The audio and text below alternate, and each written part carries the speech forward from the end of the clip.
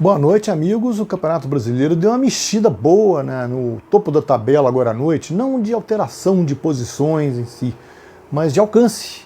O Inter acaba de vencer o Sport por 5-3 na Ilha do Retiro e favorecido pelo primeiro empate do Atlético Mineiro no campeonato. Ele não tinha empate nenhum, empatou em casa agora por Fluminense por 1-1.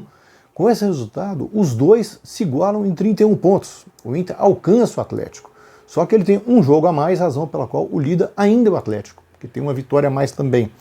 Mas estão dividindo ali a posição e podem ser ultrapassados nessa quinta-feira pelo Flamengo, que enfrenta o Bragantino. Então a tabela deu uma mexida boa ali, né? O Inter, um jogo em que ele se impôs, o Sport vem de derrota na Ilha do Retiro, sofre outra derrota agora, para o Inter que parece ter reencontrado seu bom futebol, engatou uma sequência positiva aí, o Patrick jogando muito, ele que foi jogador do Sport, né?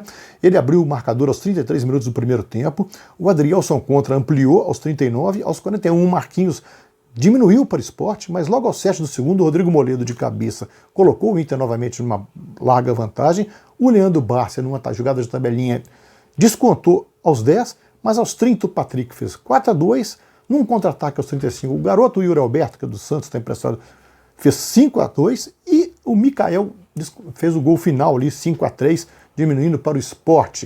O Inter iguala o Atlético no primeiro lugar, estão brigando, e está na briga. Ele pede passagem para entrar na briga também, embora tenha um jogo a mais do que o Atlético. Mas entra na briga de qualquer forma, bem dirigido pelo Eduardo Cudê, né? Já o Atlético, ele não foi aquele galo que a gente viu de outros jogos, teve poucos lampejos, porque o Fluminense não deixou. Mérito para o time do Odair Helma, que segurou o Galo quanto pôde, imprimiu um ritmo lento ao jogo, cercou bem as laterais do Atlético, raramente deixou o Keno no mano a mano, algumas vezes no segundo tempo, e somente conseguiu bloquear as principais jogadas do Atlético, as laterais. Então, fez uma boa partida do Mineirão, um jogo digno, em que ele podia ter perdido, mas também podia ter ganho. A última chance do jogo foi dele. E ele teve chances também quando o placar já tinha sido igualado pelo time atleticano, né? O Fluminense já tinha tido um gol bem anulado, né, no começo do jogo, do Caio Paulista, mas o mesmo Caio Paulista, aos 19, recebeu uma bola do Luiz Henrique, na meia-lua, dominou com o pé direito e bateu com o esquerdo de primeira no ângulo, um gol muito bonito, botando o Fluminense na frente. E o Fluminense cozinhou o Galo no gramado do Mineirão, não deixou o Galo acelerar o jogo, obrigou o Galo a ter um ritmo cadenciado, o que não é do estilo do Sampaoli.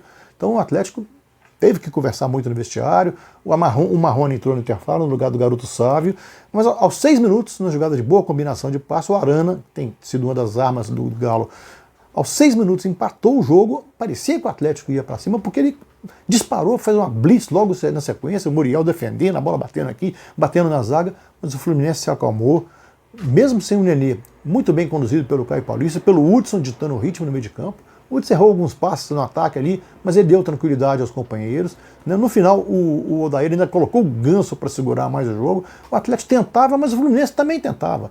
Teve suas chances também, Caio Paulista desperdiçou, Luiz Henrique, o Keno desperdiçou uma boa chance. Então, o Muriel trabalhou um pouco mais do que o Ederson, mas foi um jogo digno do Fluminense. Eu diria até que foi justo o empate. Pelo que o Fluminense fez notadamente no primeiro tempo, o Atlético encurralou um pouco no segundo, mas não tanto. O Fluminense não deixou o Galo jogar daquele jeito. Primeiro empate atleticano, né, e em casa, esse jogo, primeiros pontos que ele perde em casa, vê o Inter encostar na tabela e vê o Flamengo podendo ultrapassá-lo amanhã, embora fique com um jogo a mais, né? A rodada dessa noite foi aberta com um jogo impressionante no Allianz Parque. O Coritiba dominou, deitou e rolou em cima do Palmeiras. 3-1, no que pode ter sido o último jogo do Vanderlei Luxemburgo à frente do Palmeiras. Ele está muito balançando, dificilmente permanecerá. É possível até que já tenha caído, ainda não foi anunciado, estava vigiando agora nas redes sociais. De qualquer forma, pode ter sido o último jogo dele sim.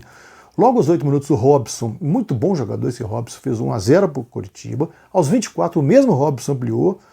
A torcida do Palmeiras não acreditava. Aos 31, o Luxemburgo resolveu mexer no time.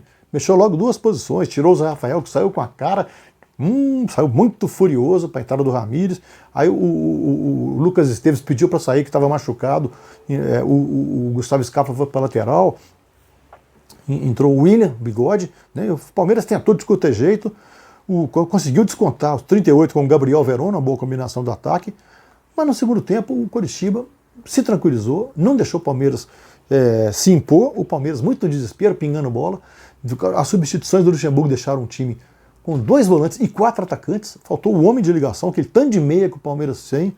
Né? Aos 19, o Giovanni Augusto, que foi um dos destaques da partida, há muito tempo não via o Giovanni Augusto jogar tanta bola. Ele fez 3-1 no centro do Robson da esquerda, Robson também puxando a marcação, né? Aos 19. Aos 26, o Gabriel Veron, num passe do William, marcou para o Palmeiras. Mas o Jefferson Ferreira de Moraes consultou o VAR e anulou o gol, porque ele realmente estava impedido. O William rolou a bola para o jogador que estava na frente da linha da bola, não valeu. Em Porto Alegre, o Grêmio se impôs ao Botafogo, 3-1, né? Diego Souza 1-0 aos 33 do primeiro tempo. O garoto Matheus Babi empatou para o Botafogo aos 40. No segundo tempo, o PP fez 2-1, uma bela combinação de ataque. Esse PP é muito bom jogador. Aos 7, o Diego Souza fez a lambança, foi expulso. Ele deixou o pé no adversário, no fiofó do adversário ali. Opa, falar em fiofó, não tem gente guardando dinheiro por aí, no governo que não tem mais corrupção. O Diego Souza não deu um pontapé, não, mas deixou o pé, a sola do pé no bumbum do adversário, do Guilherme. O Luiz Flávio de Oliveira foi ao VAR, examinou o lance e expulsou o Diego Souza. Mas logo depois o PP, numa belíssima tabelinha, bem estilo Grêmio aos 20, fez o terceiro gol, o Grêmio se tranquilizou, mesmo com 1 a menos no jogo, ganhou um jogo, o Grêmio subiu para 11º lugar, deixou o Botafogo em 15º. Né? Na Vila Belmiro, o Santos perdeu para o Atlético Goianiense sem o Wagner Mancini, pela primeira vez, dirigido pelo Eduardo Souza, venceu com um belíssimo gol do Chico aos 22 do segundo tempo. Aos 45, o Jean salvou uma jogada na frente do Marcos Leonardo. O Atlético Goianiense dá uma subida na tabela, vai para 9º lugar, mesmo com a troca de técnico. O Santos permaneceu em 6º. E o Wagner Mancini, estreando no Corinthians, estreou com o pé direito, porque o Corinthians, no último lance da partida, aos 49 do segundo tempo, com o Everaldo no contra-ataque, o lance que ainda foi pro VAR, fez 1-0 e ganhou do Atlético Paranaense. O Corinthians escapou da zona de rebaixamento, foi para 14º e puxou o Atlético Paranaense para o 17º. E o Corinthians já jogava com 1 a menos desde os 30 minutos, porque o Bruno Mendes foi expulso. Ele revidou uma entrada do Renato Kaiser. O Renato Kaiser deixou o braço, não foi uma cotovelada, mas deixou o braço. O árbitro deu o amarelo para o Kaiser e o vermelho para o Bruno Mendes, depois de consultar a casinha do VAR. O Corinthians ficou com 1 a menos ainda assim, no último lance, uma estocada ali, fez 1-0, estreia com o pé direito o Wagner Mancini aí.